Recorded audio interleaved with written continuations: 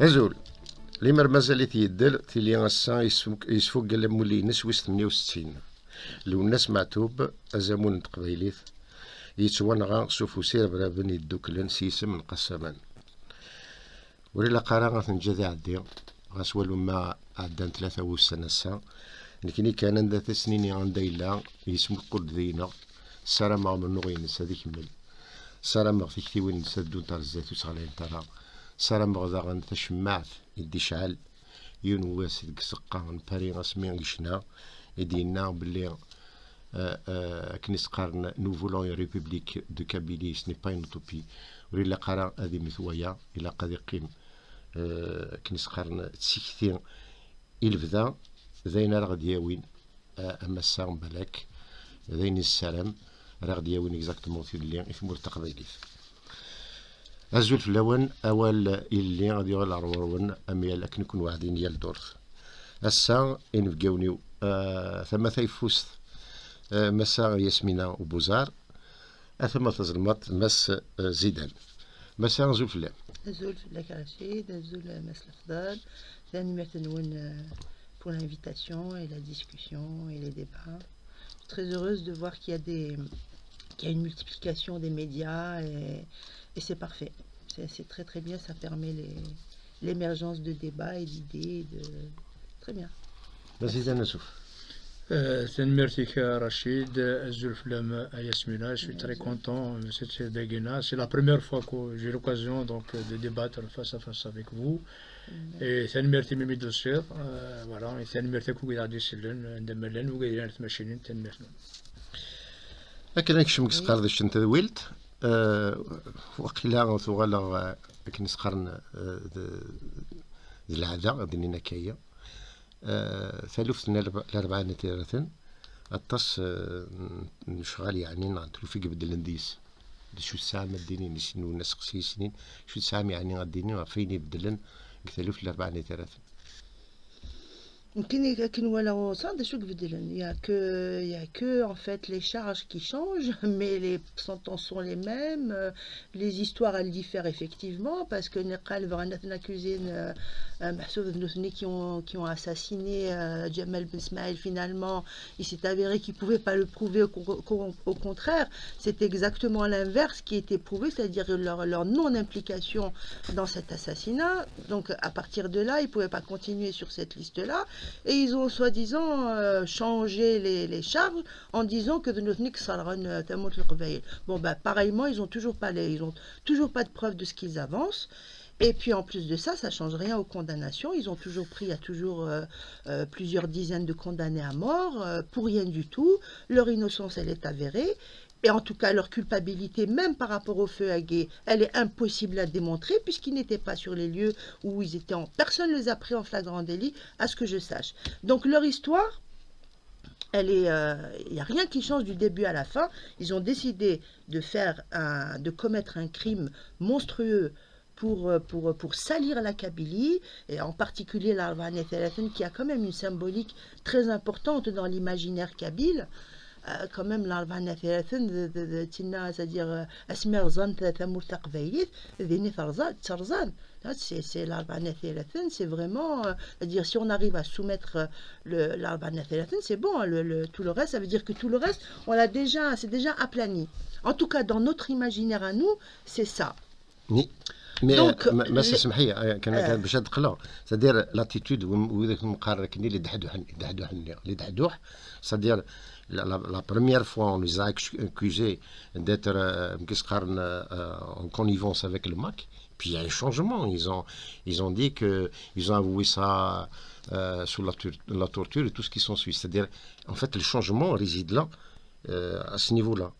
C'est vrai, les condamnations, il y a même celles, par exemple, il y a des indépendantistes qui sont par la suite, après ça, ont été condamnés à perpétuité, pour citer le cas d'Amar El-Khal, par exemple. Ouais. C'est ça, c'est-à-dire le changement dans les déclarations Idnan, enfin, Deglansen, c'est leur élément. Ils ont fini d'ailleurs eux-mêmes par être condamnés. Il est chouïa. Mais si chouïa de Skharbich. J'ai pas compris, j'ai pas très bien compris de quoi tu parles exactement. Il y a des gens qui ont reconnu quoi? Ils ont reconnu être présents sur les lieux. Moi, à ma connaissance, il n'y a personne qui a reconnu avoir commis le crime et lynché Jamal Ben Smaïl, etc. C'est pour ça d'ailleurs qu'ils ont commué la fameuse accusation de l'assassinat de Jamal Ben Smaïl, en fait qu'ils disaient, sauf c'est eux les pyromanes qui ont brûlé la Kabylie. Ou la personne finalement ne sait qui l'a tué. Enfin, tout le monde sait qui l'a tué, puisqu'il a été assassiné quand même dans le fourgon de police, selon le rapport du médecin légiste. Devant la police. Devant la police, en présence de la police, dans l'enceinte du commissariat de police. Mais vraiment, c'est une histoire de malade, cette histoire. Mais c'est tellement gros que je pense qu'ils sont en train de jouer sur différents aspects. Ils multiplient les versions, ils multiplient les sentences, et ça passe de la condamnation à mort. Après, il y en a qui c'est passé de 54 à 38 quand même, donc à 47 ou un truc comme ça, je ne sais plus combien. Ensuite, c'est descendu à 38. Ensuite, ils te changent ils te changent les inculpations, ils te changent les condamnations. Ça n'a absolument aucun sens. La justice en Algérie n'a aucun sens dans cette affaire et dans les autres pareillement. J'ai vu là dernièrement, c'est un jeune militant du MAC, la Gassem apparemment, qui était avec Jamal Azhaim. Il a déclaré devant le juge qu'il a été violé, torturé, etc. et tout. Il a pris pour 12 ans ou 15 ans de prison. Ils viennent de l'envoyer à Ain Bissam.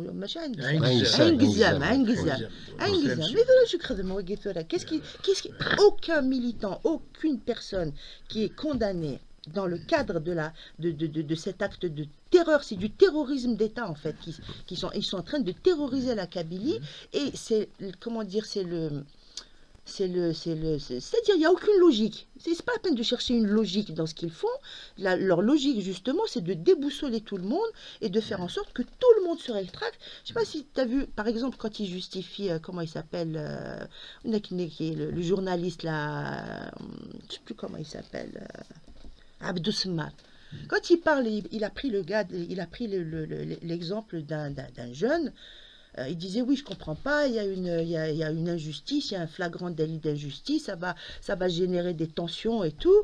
Et puis il explique que le gars, en fait, il comprend pas pourquoi il est toujours condamné à mort, alors que le monsieur, non seulement il n'était pas sur les lieux, mais en plus il a signé auprès de la gendarmerie comme quoi il avait démissionné du MAC, comme quoi il n'avait plus rien à voir avec le MAC, et donc on ne comprend pas pourquoi, ça c'est de l'acharnement pour lui. Donc ça veut dire quoi? Ça veut dire qu'il veut mettre dans l'esprit des gens que si c'était un militant du MAC, c'est un petit peu normal, même s'il n'est pas là, même s'il n'était pas là, même s'il n'a rien à voir avec cet assassinat, mais du fait que... C'est rien si on le condamne parce qu'il est militant du MAC. En plus, voilà, c'est cette histoire d'aller signer, d'aller faire des trucs et tout. Non, c'est du vrai terrorisme, quoi. Et il n'y a aucune logique, il n'y a pas d'État, il n'y a pas de justice. Moi, je refuse de reconnaître à la justice la moindre comment dire, légitimité à rendre la justice. Pour moi, tous ces juges et tout ça, c'est tous des criminels. Tous comme ils sont. مزيدا لا دروت تواصل شحال هي قد نهضر في السوجي كينا فيرم دناك دونك اون تونتاتيف دي جينوسيد اللي افيري c'est un complot ourdi contre la Kabylie est avéré. Donc le seul but en filigrane c'est de faire taire la Kabylie, si ce n'est ses militants. Mais il y a donc ça c'est avéré. Donc tout ce qui se passe à Yasmina, c'est un complot. Il n'y a rien de véridique. C'est un complot. Il faut faire taire la Kabylie une fois pour toutes. Donc il faut utiliser tout cet arsenal. Donc en fait c'est une guerre asymétrique déclarée contre la Kabylie. Et c'est une guerre machine avec le feu à Kidnakli, c'est une guerre avec le droit. Donc il essaye, c'est un terrorisme judiciaire. En 2001, ce que ça a donné, avec le droit, donc avec un arsenal juridique, avec un terrorisme judiciaire. Donc voilà ce qui se passe. La nouveauté, le discours a évolué et malheureusement ça a touché même quelques milieux indépendantistes Anida, ils sont en fait l'idée derrière, d'ailleurs ça a à voir avec le limogeage, le DGSN Ismis Ben oui. Chir, il a été remplacé donc par Ali Badawi, qui est encore pire, hein, voilà. Et déjà il a été partisan de tout ce qui s'est passé. En fait maintenant, à mon avis, même les milieux indépendantistes disent qu'ils veulent innocenter Djibar Menna. Ah ben alors Ils là, veulent coller, en fait, voilà, c'est le pouvoir, hein, voilà, c'est la police qui a fait ça, c'est pas les services secrets, c'est pas du bar maintenant. Et nous, tout ce qu'on demande ici, donc c'est un complet ourdi, et il faut une enquête internationale. Donc il y a une plainte qui a été déposée à la Cour pénale internationale, il faut une enquête internationale. D'ailleurs, il n'a plus de droit de parole là-dessus, hein, ni Tebboune, ni Chingriha, ni personne d'autre. La seule, la Kabylie, elle est victime, donc tout entière, sans exception. Il est victime de ce complot et il y a aussi de la foutaise. Tout le cirque qui a le pouvoir algérien s'est retourné contre lui. Et il est en train, d'ailleurs, l'ex-force, entre guillemets, force de frappe sur une force de regret. Tu vois, maintenant, à chaque fois, maintenant, Tebboune, le patron des affaires étrangères, on regrette. Et là, ce qui m'a un petit peu validé quelque chose, un changement que je déplore, c'est qu'il y a quelques milieux indépendantistes qui croient que Djibar Mahna est innocent. Nous, ils sont tous complices. Ah oui, ils veulent innocenter, donc ils veulent innocenter Djibar Mahna. Nous, on veut, voilà, donc une enquête internationale et tout le monde va passer à la casserole. Et il faut quand même le dire qu'il a été même envoyé à Knesset à l'étranger, particulièrement en France, pour faire exactement un travail. De sous-terre, on va dire ça comme ça. Et pour revenir à ta question d'Ahdouh, donc effectivement, les Dahdouh, Yasmina peut-être n'a pas compris le truc. De quoi tu parlais. Dahdouh Hagina, c'est Archichni Swama, Atfantid, Amzouarou, Dahdouh Amzouarou. voilà, et خدمت ناس voilà مثلا جماعة غادي سورديين نروحوا على المارشي. C'est stupide, c'est vraiment. Oui, mais il a avoué actuellement, au Sénégal, il a avoué comme quoi j'ai travaillé avec les services sur la torture des services et que j'ai avoué tout ça. Hein, donc voilà, donc et devant le juge, devant l'audience et tout ça, je n'ai rien à voir avec le Makour Sinaïou, mais même avec cet aveu, voilà, il a été condamné. Il a été condamné lui-même, donc il a été utilisé pour un peu, voilà. Non, كان يلقى je vais pas pleurer sur son sort. exactement نسمح كان يواث مثلا قبايليين وكذا كان ولا قرا في كنافوس باسكو المال في كنافوس هذا خلصنا دونك الخلاص اخر مقار هذه تفيون يسغينس هذه تفتن زرتينس هذه قيمة قبايلية في حال ما إلا هذه كان هذه زنزي ماس نغول تماس أتروح كان كياك نقارن زيهني قارنت دو عربا ولا ماذا عربا نسينا نروح في كيل زيت ستديروا ولا قارة قبايلية هذه روح قال كيل نزيت هي لوان غادي تطف الشرفيس ثمور التزايريت نعلم ثاغذن تينس تبدا تبنى في الكذب وكذا حكم الحكامين ذيك الدبن pour ne pas dire c'est des criminels, c'est le mot qu'il faut. Et sinon, il a qu'on saute à la rada. خدمنا التالوف وصند الصران تمر تقبيليت وناخد هذا سيفو تلويث جمال مسماعي نغانت سيفاس نسن باسكو نعلم وذاك ني قلان c'est-à-dire devant la scène elle-même on n'a jamais vu quelqu'un passer devant un juge ni un communiqué quelconque par les deux والو rien du tout. Donc c'est vrai قلت مثلا ياسمينة ثناد بلي ثالوث الأربعة نيتيراثن ثالوث كيفا enfin زمرا الدنيا ثالوث ثقبيلي en général c'est-à-dire مثلا الأربعة نيتيراثن symboliquement parce que à l'époque dans l'histoire donc la France a commencé à annexer à coloniser la Kabylie à partir de la chute de l'Arba Néthérathène. Voilà. Bon, on va passer à autre chose. Mais même dans le même sillage. Choukat Selam, le communiqué de la junte militaire malienne, dans un de leurs communiqués, donc un exemple, إمي ثمور تزايريث يعني تتخليص نا تتعقيش نا تفكا أمكان يربرابن يكتيلين ثمان دونك المالي لي فرونتيرينس إنايك وزرا مالا ذا شرا يترون ما إلا نكني ستدير نفكا نوثني زون سيتي إيزون سيتي لو ماك من كدينير ذا شا تخدم الجزائر بارابور على الماني هذا شا دينير اما ثورة الماني ازكا اتسلدي في ورايناس اسنتفك يمكن يمكن قالني لي زانديبوندونتيس كتمورتيس يعني اسكو فون تروفي با كو ça y est c'est une accusation je la vois comme ça c'est-à-dire تمور تزايرد ناد لي زانديبوندونتيست دونك يمون نايني دير براب المرا المالي وساد ما كان بور سوا ديزون سو كوفرير تا ديجا لو غوفرنمون يلانا كي سي ان غوفرنمون تيروريست ا بارتير دو مومون كو il est venu d'un coup d'état يناد il a fait mais هو يكون الميزان c'est-à-dire شو طلاير اما كنتورا لي زانديبوندونتيست كابيل كتمور تنسن باسكو تسناغن فين لان ذا زعرف نسن وغالين شغل موني دو شونتاج نظر شغل لي بونا كنسوي سيتن ورا ذهب دونك فوالا الى قصر ستان بو هذايا ستان بو هذايا je ne sais pas ce que ça vous semble normal une déclaration de bon c'est vrai que c'est pas un gouvernement légitime mais est-ce que ça vous semble normal yani qu'il n'y a pas de réaction dénonçant, parce que c'est comme je n'ai pas lu une réaction qui dénonce ça des indépendantistes. Est-ce qu'il n'y a pas lieu de discuter un petit peu sur cela? Ben, j'ai écouté la déclaration je crois que c'est le ministre, leur fameux ministre des, je sais pas quoi. En tout cas, c'est un gouvernement de putschistes. Porte-parole, oui. Porte-parole et ministre des armées, ou je sais Mm. pas quoi, ou un truc comme ça. Bon, en tout cas, il a parlé. D'abord, il a rappelé tout l'historique des liens amicaux qu'il y a avec l'Algérie, etc. et tout, comme quoi ils avaient pris aussi les armes, qu'ils avaient été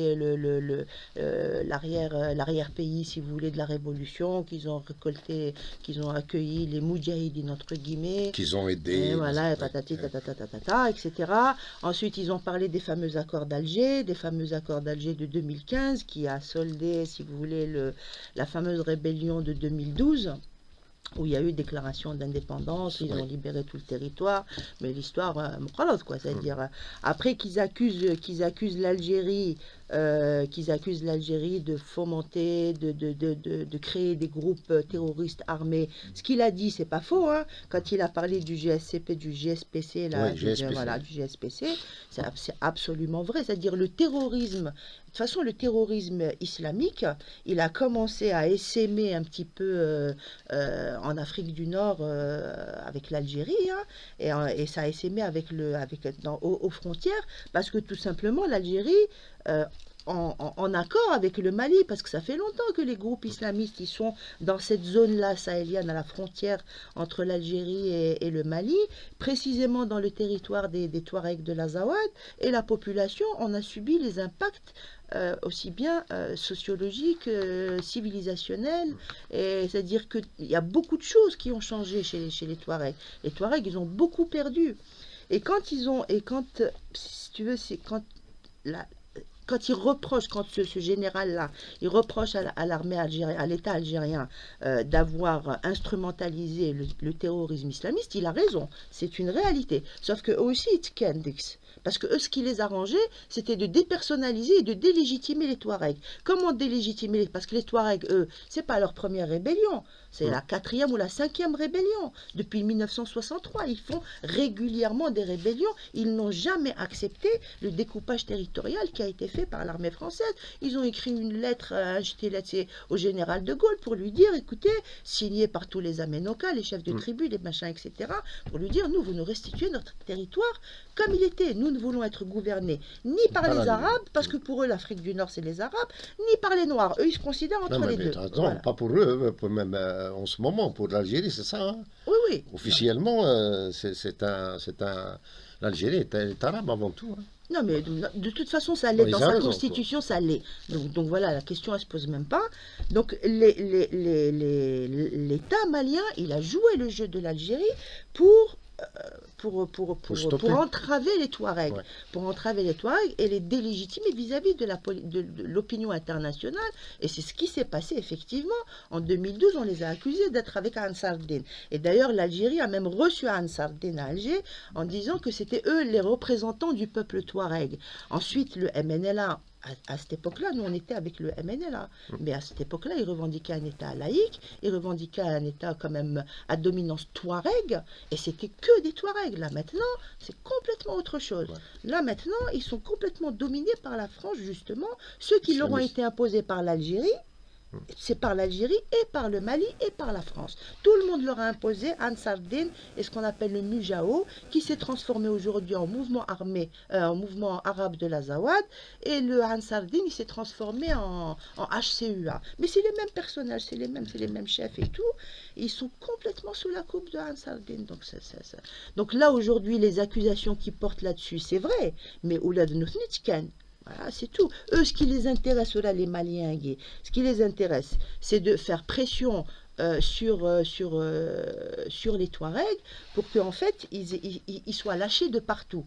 Mais sinon, pour moi, hein, la politique globale de l'État malien et celle de l'État algérien, elles convergent complètement. Ils n'ont pas de désaccord de fond.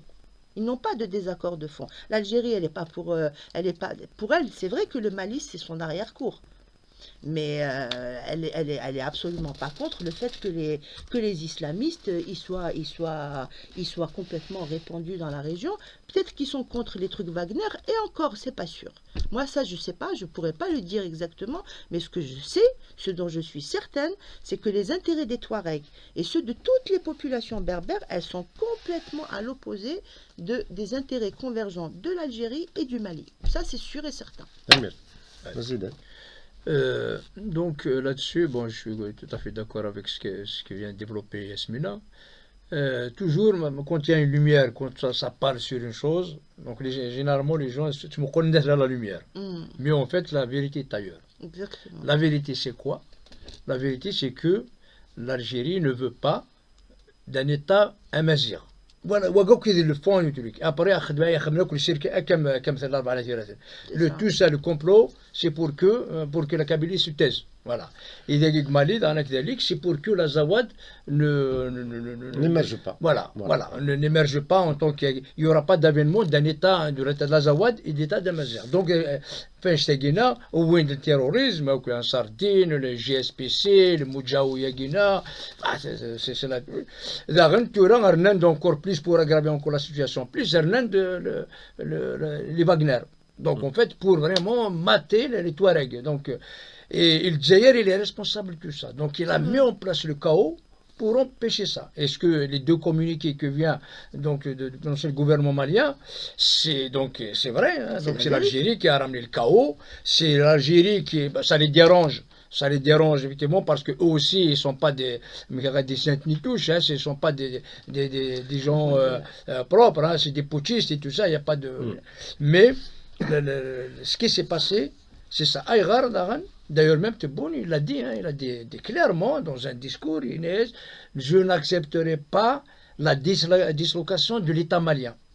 Alors tout le monde a déjà la frontière, déjà la carte Mali, tu vois là les trucs la règle, le triangle, le rapporteur, c'est clair et net que les Touaregs, la Zawad ne veulent pas du Mali. Et c'est ça, et comme toutes les frontières, le Maroc, le machin, tout ça. Et là, bon, Tebboune aussi, il a clairement, par exemple, il a fait la même chose avec la Libye. Inès et des Bibanais, enfin, il a dit au gouvernement libyen, il faut dissoudre le Haut Conseil de la majorité. Donc, en fait, par contre, ils ne sont pas contre le Polisario pour mettre en place une république islamique arabe. C'est ça. Arabe, donc ils ne sont pas contre, ils sont en train de les financer à outrance. Militairement, politiquement, logistiquement et tout ça, même du territoire et tout ça, mais ils ne veulent pas qu'il y ait, donc voilà un petit peu, mais tout ça, les Touaregs, ils s'en sortent plus parce qu'ils sont démunis militairement avec la venue des Touaregs. Les terroristes, le djihad islamique, beaucoup haram, donc tout ça.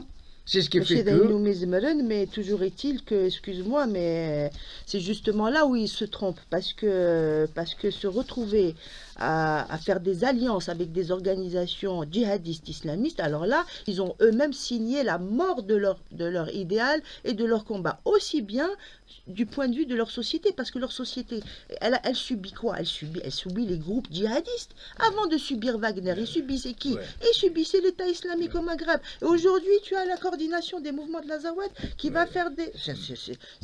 Non, c'est impossible. Effectivement, c'est un reproche. Oui, mais avec exactement, parce que mais ne pensez-vous pas exactement, avec tout ce qui se passe autour des Touaregs, on va parler de Touaregs, vous ne pensez pas qu'il va y avoir encore un sursaut, on va dire un sursaut salutaire, pour reprendre à partir du moment où les accords ont été dissous, c'est-à-dire du moins du côté malien. Okay. Voilà. Est-ce que c'est-à-dire les Touaregs, je parle des Touaregs, hein, des Touaregs, pas des Touaregs infiltrés, hein, est-ce que vous ne pensez pas qu'il peut y avoir un sursaut? Une quotidienne, même la Kabylie, quand un peuple veut, il peut. Ce n'est pas une question de pouvoir, c'est une question de vouloir. C'est une question de volonté. Si les Touaregs décident de continuer malgré tout ce qui se passe, malgré Wagner, malgré les terroristes islamistes et tout ça, ils peuvent gagner. Mais à il ne faut pas... À un moment donné, ils ont bien commencé. D'ailleurs, à un moment donné, on était en contact avec eux. Avec le MNLA, quand ils ont décidé de bâtir un État laïque, de déclarer l'indépendance. Ah, mais ça, c'était en 2015. Ouais. 2000, c'est plus du tout la même donne. Hein. Voilà. Plus du tout pareil. Après, donc, ils leur ont imposé les islamistes. Et donc, c'est cette erreur stratégique qu'ils ont fait. Donc, normalement, c'était justement les islamistes, c'est justement pour arrêter le mouvement. Et ils sont tombés dans le piège. Ils se sont alliés avec les islamistes. Et donc là, maintenant, il faut qu'ils déclarent donc, le rejet de l'islamisme. Et ça, avec ça, à mon avis, ils vont se sortir. Déjà, il faut démarrer par ça. Il faut vraiment se démarquer. Ils ne sont pas dans cette logique. Oui, mais justement, donc là, le problème, tant qu'ils sont ils ont des alliances avec les islamistes, à mon avis, donc ils ne vont pas s'en sortir. Mais il faut rejeter le terrorisme islamiste, les alliances avec les mouvements terroristes, les mouvements islamistes, c'est uniquement à partir de là qu'ils peuvent voir, peut-être il y aura une petite lumière, une lueur d'espoir pour sortir un peu du tunnel à des ténèbres, quoi, à mon avis.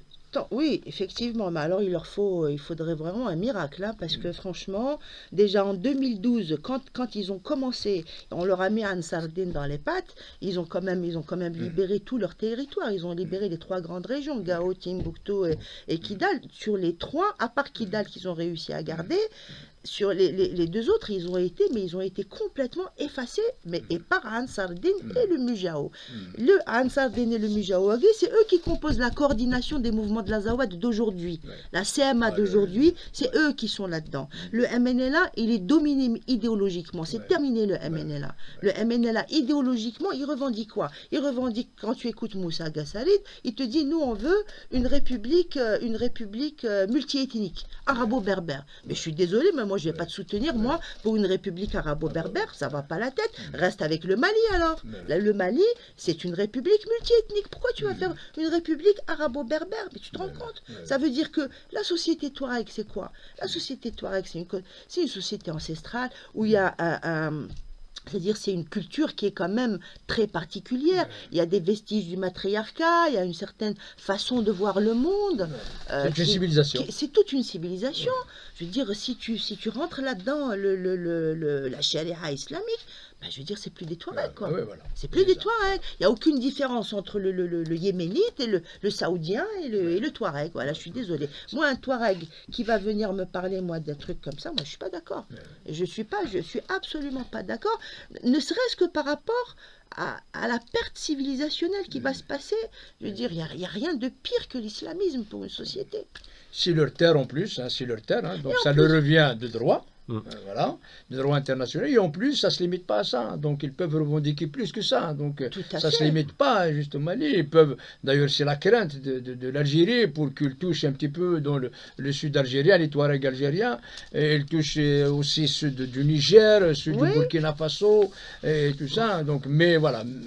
Mais parce que les Touaregs, dans l'imaginaire même de tout le monde, les Touaregs, c'est les hommes bleus, c'est une certaine culture, il y a une très grande beauté dans tout ce qui dans le désert et tout. Ben, si tu mets ça à la sauce djihadiste, qu'est-ce que ça va? Tout le monde va reculer, tout le monde. C'est personne n'a envie d'être confronté à ce genre de Mais- société. Mais là, il se fait parce qu'en fait, Isglia, on a sorti داري ما راه دونك كي كندغ على الملايين ديالنا Se fait, كي bah oui. ايه ما سي فري Bien sûr. انا خاطي الديبا اش قرضيش يقرس مي شو كاين الا قد نقل رويني غاعنان لا ونديز قليا وكذا يثوري قلنا قروي المالي دونك سي ان غوفرنمون دو بوتشيست هكا Oui, oui. يناد امر نكني ستادير نوثني ثوري قلنا الناس اذل دين تيورا qu'est-ce qu'on a les indépendantistes lui il a cité le MAC. Oui, il a cité le MAC. Ben oui, il connaît bien le MAC. Hein, de toute أم كانت façon, hein. تخدم الجزائر c'est-à-dire سقسينون كينيا pourquoi cette assimilation des indépendantistes ok une assimilation directe avec de véritables terroristes c'est pas possible moi je ne peux pas la concevoir c'est-à-dire un indépendantiste نيك نوايت نوايت السنيت ديون أنصار دين المجاغون فهمت voilà des choses غادي يعني. Ben, tout le monde y trouve son compte dans cette affaire. Ah, mais d'accord, mais vous croyez que nous, moi je ne trouve pas mon compte. Non, je parle des États, États. Les États, l'État algérien, bon, à part le rappel, effectivement, parce que quand même, il n'a pas été de main morte, hein, il a rappelé un petit peu le rôle de l'État algérien dans la déstabilisation du Sahel, dans l'installation du terrorisme islamique, dans son instrumentalisation. Donc là, quand même, c'est quand même un petit peu, je veux dire, l'Algérie, personne ne lui a parlé comme ça, en ces termes-là. Hein. Ils ont été, mais c'est parce que ce sont des putschistes et voilà, c'est des militaires, des putschistes. Ensuite, qu'ils parlent du MAC en termes de, comment dire, en fait, c'est comme si qu'ils appliquaient la réciprocité. Ouais, si le tu parallèle, veux. il va dire, Oui, c'est ça, ils appliquent la réciprocité. Mais enfin, nous assimiler, c'est pas qu'ils assimilent le MAC ou la Kabylie à du terrorisme, c'est simplement qu'ils utilisent le talon d'Achille de l'Algérie pour eux. Ils savent. Maintenant, en fait, tout le monde a compris que l'Algérie, s'il y a une chose qui peut lui poser problème, c'est la Kabylie. C'est pas le terrorisme islamique, c'est pas les islamistes, c'est pas l'opposition, c'est pas la gauche, c'est pas le mouvement social. Non, c'est la Kabylie. Parce qu'elle pose un problème existentiel à l'Algérie. Ouais. Un vrai problème existentiel. C'est quoi l'Algérie? Est-ce que l'Algérie c'est un pays arabe, c'est un État arabe, c'est un État islamique, c'est quoi?